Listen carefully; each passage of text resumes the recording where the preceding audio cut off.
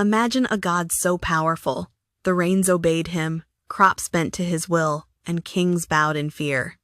A god who promised life, but sometimes demanded death.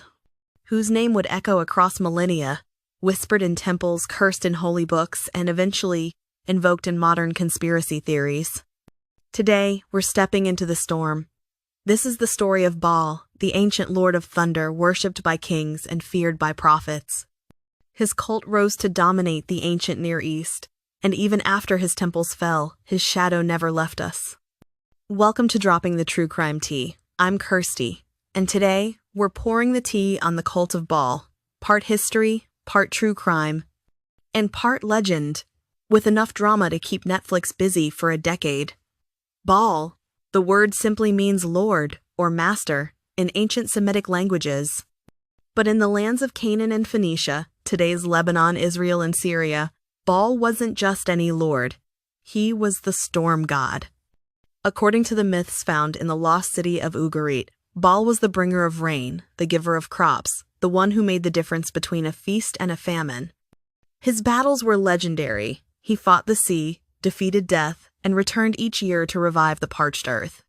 He was young, strong, unpredictable, the perfect god for people living at the mercy of the weather. And like the storms he ruled, Baal could be generous or destructive. And here's the thing.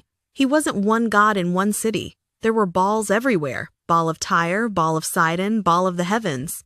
Think of it like different local franchises of the same powerful brand. Everyone knew the name.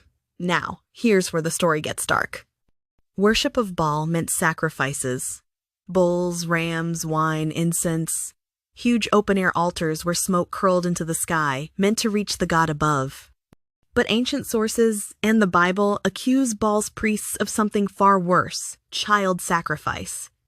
In Carthage, a Phoenician colony in North Africa, archaeologists have found what they call tophets, sacred cemeteries filled with urns of tiny, charred bones. Many belonged to infants. And above them, stone stelae inscribed to Baal Hammon, the local form of Baal. Were these everyday rituals? Probably not. Scholars think they happened in times of crisis, famine, siege, disaster, as the ultimate offering. But whether rare or not, the idea of burning your child for the god's favor has haunted Baal's reputation ever since. And then there were the fertility rites, rituals that may have included sacred sex meant to help Baal and his goddess consort Astarte ensure the land's fertility. Imagine the most intense harvest festival you can think of, and then double it. The Hebrew Bible paints Baal as public enemy number one. For the Israelites, Baal wasn't just a rival god. He was a test of loyalty to Yahweh. The most famous clash? Elijah versus the prophets of Baal on Mount Carmel.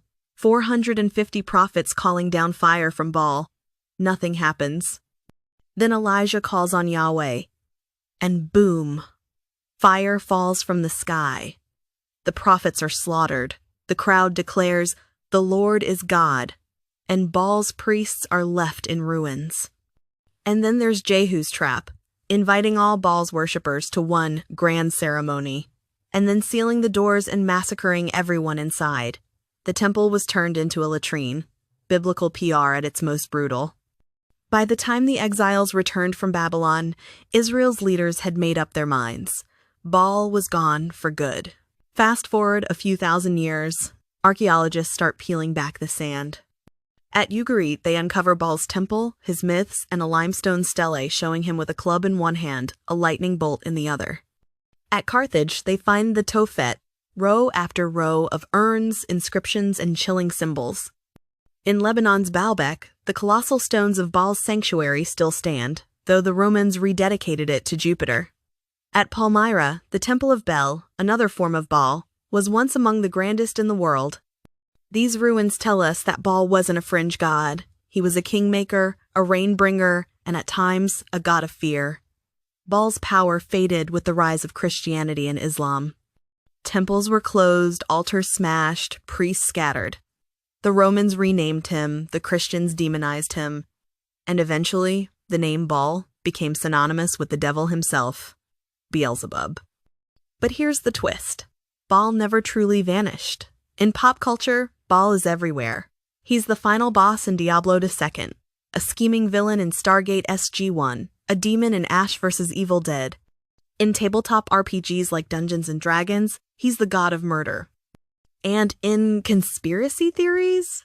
Oh, Baal is thriving. From QAnon fever dreams to anti-Masonic myths, people still accuse shadowy elites of Baal worship, often recycling those ancient claims of child sacrifice. Meanwhile, a handful of neo-pagan groups have tried to reclaim Baal as a nature god, free of the demon baggage.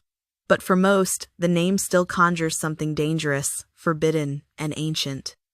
So, was Baal a life-giving storm god? A bloodthirsty idol demanding unthinkable sacrifices? Or just a victim of centuries of bad press from his religious rivals? Whatever the truth, his story shows us how gods can rise, fall, and be reborn, not in temples, but in the stories we tell. From the thunder over Canaan to the glow of your television screen, Baal remains the Lord of the Storm. Thanks for listening to Dropping the True Crime Tea. If this episode shook you like a thunderclap, don't forget to follow, rate, and share it with a friend who loves a good ancient scandal. And tell me in the comments, do you think Baal was misunderstood, or was the Bible right all along?